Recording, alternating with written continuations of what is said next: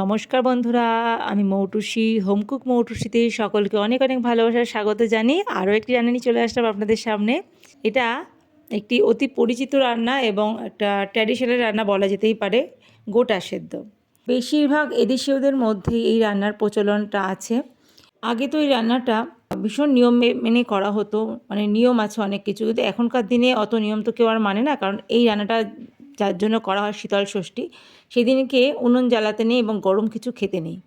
কিন্তু এখন তো আমাদের ঘুম থেকে উঠে একটু চা না হলে হয় না, সেই জন্য আমাদের কিন্তু উনুন জ্বালাতেই হয় চায়ের জন্য। এখানে 250 গ্রাম সবুজ মুগ ডাল, গোটা যে মুগ কলাই বলে, সেটাকে ভিজিয়ে রেখেছিলাম 3 থেকে 4 ঘন্টা আগে আমি ভিজিয়ে রেখেছি। আর এখানে ছোটো ছোটো যে নতুন আলু হয়, সেই নতুন আলু, ছোটো আলুগুলো বেছে বেছে কিনে আনা হয়েছে। অনেক বালি থাকে এই নতুন আলুতে, সেই জন্য ভালো করে 3-4 বার জল পাল্টে পাল্টে ধুয়ে রেখেছি। আর এখানে শীষ পালং আছে, শীষ পালংটাও আমি প্রায় 3-4 ঘন্টা জলে ভিজিয়ে রেখেছিলাম একটা গামলার মধ্যে, কারণ এর মধ্যে গোড়ার মধ্যে অনেক মাটি থাকে সেই জন্য। তারপরে সেই জল ফেলে আমি অনেকবার কিন্তু জল পাল্টে পাল্টে ধুয়েছি। আরও অনেক সবজি লাগবে এর মধ্যে এখন, বাকি সব সবজিগুলো কিন্তু আমি অনেকবার করে জল পাল্টে পাল্টে ধুয়েছি। আর এখনকার সবজিতে যা সার থাকে, এই সব সবজিগুলো খানিকক্ষণ ভিজিয়ে রাখা খুবই দরকার। ভিজিয়ে রেখে তারপর জল পাল্টে পাল্টে ধুয়ে নেওয়াটা খুবই দরকার। এখানে দেখুন কটা বেগুন আছে, ছোটো ছোটো বেগুন নিতে হবে। আর কটা সাহেব শিম আছে, সাদা শিম। আর এখানে একটা আলাদা জায়গায় কড়াইশুঁটি আর ধনেপাতা আমি রেখে দিয়েছি। প্রত্যেকটা সবজি আমি আলাদা আলাদা করে জল পাল্টে পাল্টে ধুয়েছি। তো যারা যারা এই রান্নাটা করে বা যাদের মধ্যে এই নিয়মটা আছে, তারা জানে এই সবজিগুলো ভালোভাবে ধোয়াটা কতটা দরকার আর কতটা পরিষ্কার করে ধুতে। তার কারণ এগুলো গোটা গোটা রান্না হবে, কোনো কিছু কাটা যাবে না। এখানে গ্যাস ওভেনে একটা হাঁড়ি বসিয়ে দিয়েছি আমি। এরকম বড় মুখওয়ালা হাঁড়ি হলে এই রান্নাটা করতে বেশ ভালো হয়।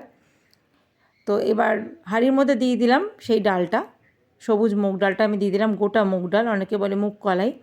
ডালটা দিয়ে দিলাম আমি জলটা কিন্তু একবারে দিতে হবে, বারবার দেওয়া যাবে না, মানে পরে আর জল দেওয়া যাবে না। যা জল দেওয়ার আগে একবারে আন্দাজ মতো দিয়ে দিতে হবে। তারপর দিয়ে দিলাম আমি আলু। এরপর আমি গ্যাসটা এখন অন করে দিলাম। আলুটা আর ডালটা সেদ্ধ হতে সময় বেশি লাগে বলে আলু আর ডালটা আগে দিয়ে দিলাম। আর এর মধ্যে দিয়ে দিলাম আমি শীষ পালংটা। এই শীষ পালংটা বেশ বড় সড়ো হয় যেহেতু, সেই জন্য একটু সমস্যা হয়। সেই জন্য একটু বড় হাঁড়ি হলে ভালো হয়, বড় হাঁড়ির, অন্তত হাঁড়ির মুখটা যাতে বড় হয়।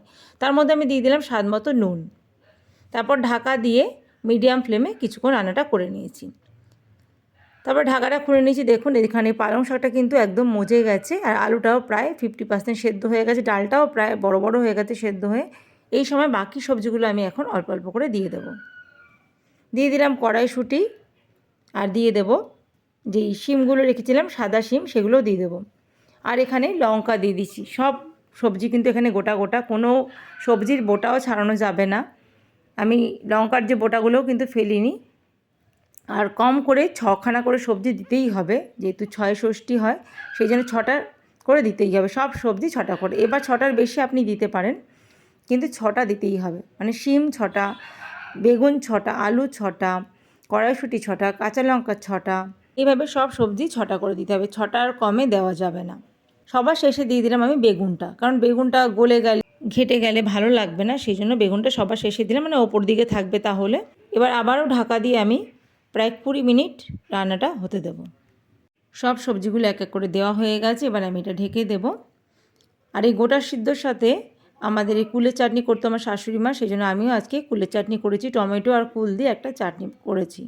আর এখানে একটা প্লেটে দেখুন আদা গ্রেট করে রেখেছি, আর এখানে মৌরি গুঁড়ো করে ভিজিয়ে রেখেছি। আদা মৌরি বাটা আমার শাশুড়ি মা দিত, সেটা আমিও দিই, কিন্তু আজকে বাটি নিয়ে, আর আজকে একটু শুকনো খোলায় মৌরিটাকে ভেজে এই হামল দিস্তার মধ্যে একটু গুঁড়ো করে নিয়েছি, তারপরে জলে ভিজিয়ে রেখেছি। আর গ্রেটার দিয়ে আদাটাকে গ্রেট করে দিয়েছি, আপনারা চাইলে আদাটা বেটেও দিতে পারেন। আর এখানে ধনেপাতাটা ধুয়ে রেখেছি, সবার শেষে ধনেপাতা দেবো। তো এখন আমি ঢাকাটা খুলে একটু নাড়াচাড়া করে সব কিছু একটু মিশিয়ে নিচ্ছি। সব সবজি কিন্তু সেদ্ধ হয়ে গেছে, দেখুন বেগুনের রঙটাও কিন্তু পাল্টে গেছে। সব সবজি দেখিয়ে বোঝা যাচ্ছে প্রায় সেদ্ধ হয়ে গেছে, 80% সব সবজি সেদ্ধ হয়ে গেছে। এখানে একটা কথা বলি, এই যে গোটা সিদ্ধ রান্নার নিয়মটা বিভিন্ন পরিবারে বিভিন্ন রকম নিয়ম, একইভাবে কিন্তু গোটা সিদ্ধর নিয়ম পালন করা হয় না, মানে রান্নাটার কায়দাটা অন্যরকম, বিভিন্ন জায়গায় বিভিন্ন রকম। এই যে আমরা যে মশলাটা দিচ্ছি, এই মশলাটা অনেকে দেয় না, তো আমি এখন এই যে মৌরি বাটাটা দিয়ে দিলাম, আর এখানে আদা বাটাটাও দিয়ে দিলাম। অনেকে শুকনো লঙ্কা ভেজে ফোড়নে দেয়, আবার অনেকের মধ্যে দেখেছি কোনো মশলাই দেয় না, তারা শুধু এমনি সেদ্ধ করে তারপরে এটাকে নামিয়ে নুন আর তেল দিয়ে মেখে মেখে খায়।